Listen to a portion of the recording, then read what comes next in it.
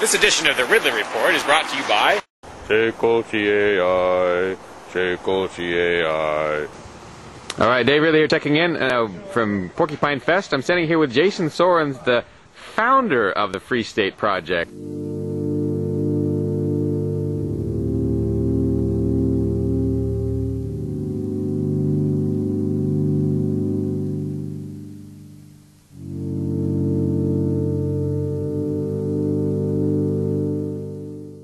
And I'm just curious, Jason, as to what you think about all the crazy directions this thing has taken since you had the idea of people moving to New Hampshire back in 2001. That's right, it certainly has taken a number of different crazy directions. It's become real now. We've had a lot of people move, more people moving all the time. We've had people become elected to the State House who've moved.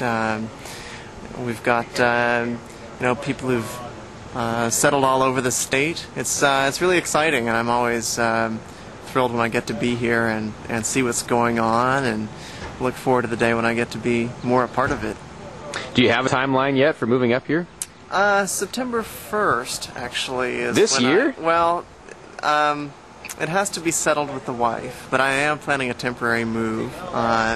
If everything works out, for this fall semester, I'll be taking time off teaching. So it'll just be a temporary move, but at least I'll get to be here for a few months if that works out, and maybe help out with the elections and things like that, and then work toward moving more permanently in the future. Awesome. That'd be great to have you up here. Yeah. Is there anything that you think has gone wrong with the project since it started? A lot of things have gone right, but...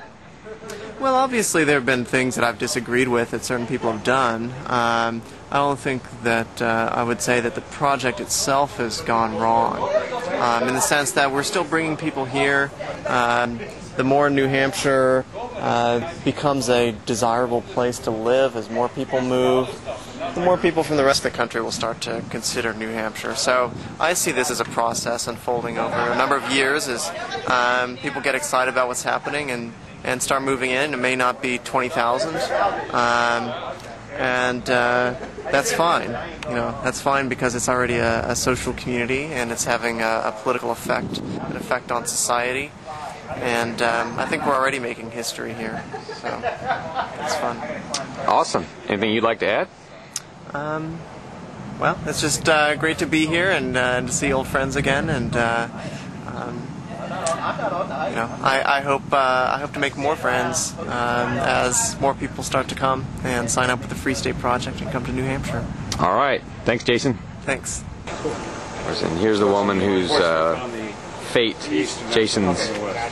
whose hands Jason's fate lies in terms of whether he can make that move. Jason's lovely wife, Mary.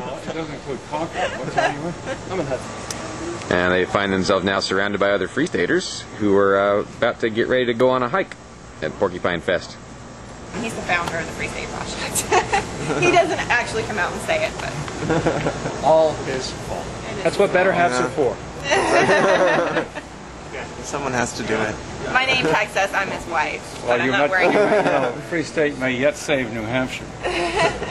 One can hope. The way things have been going, it may be the saving grace.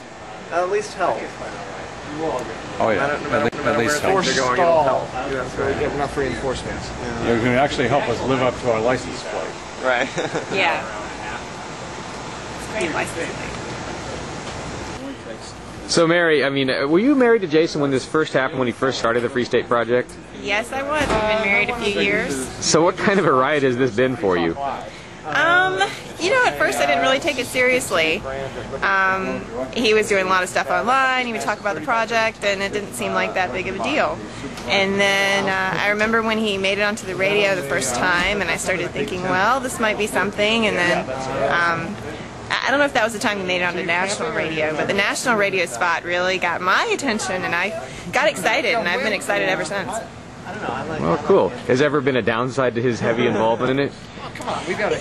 Yeah, we were relatively newly married. It had only been a few years, and he was really involved. And sometimes I kind of wondered where he was headed with it. I was afraid it was taking away from his career, but it hasn't, and he's a great guy. He manages to do this and a lot of other things, so it's good for us. We like it.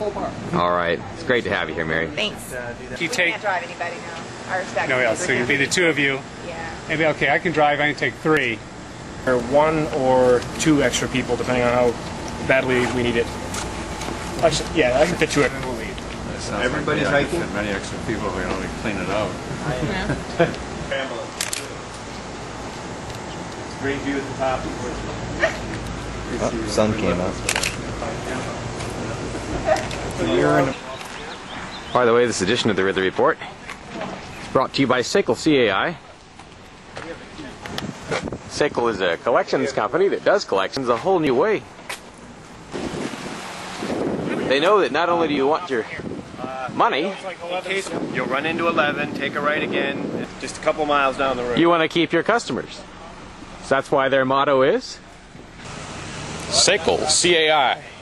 They collect with respect.